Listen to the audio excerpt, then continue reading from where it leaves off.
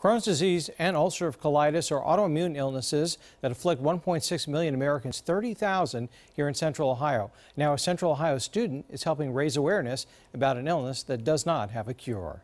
We went to the doctor and they said, well, I think this is urgent, like you need to go to the hospital. Maddie Radich will be a freshman at Hilliard Darby High School this fall. 3 years ago, she was told by a gastroenterologist that her disruptive symptoms and chronic fatigue were caused by Crohn's disease.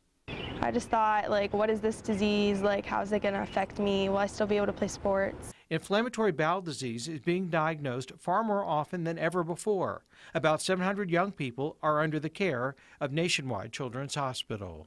I just had constant stomach pains, always didn't feel good, just felt like I was sick all the time. Maddie fought through the pain in school, competing in lacrosse, volleyball, and soccer until she couldn't continue.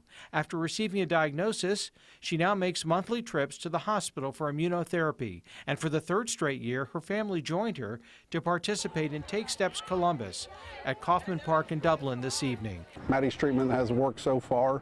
But I know other people that we've talked to, they've had to switch medicines. I think we're all a little bit relieved that Maddie's still able to play sports. Maddie gets infusions every 5 weeks to quiet the body's defense system that attacks healthy tissue. She wants young people to know that despite the difficulties and sometimes life-threatening course of inflammatory bowel disease, there is promise that newer medications will help the kids who have Crohn's or colitis.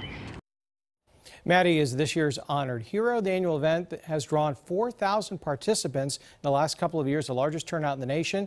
Credit to Central Ohio, and raised more than $200,000 to help find a cure through clinical research. And also credit goes to the Central Ohio chapter of the Crohn's Colitis Foundation for doing such a nice job. Turnout. I've worked with them for many years. I've dealt with Crohn's disease, but you know, the youngsters are just so positive. But sharing their stories helps others. That's wonderful. Yeah, you don't want it to afflict a person that young, but I'm glad she's still able to play sports and obviously have a great difficult time. And there are a lot more options these days, too. It's good to hear.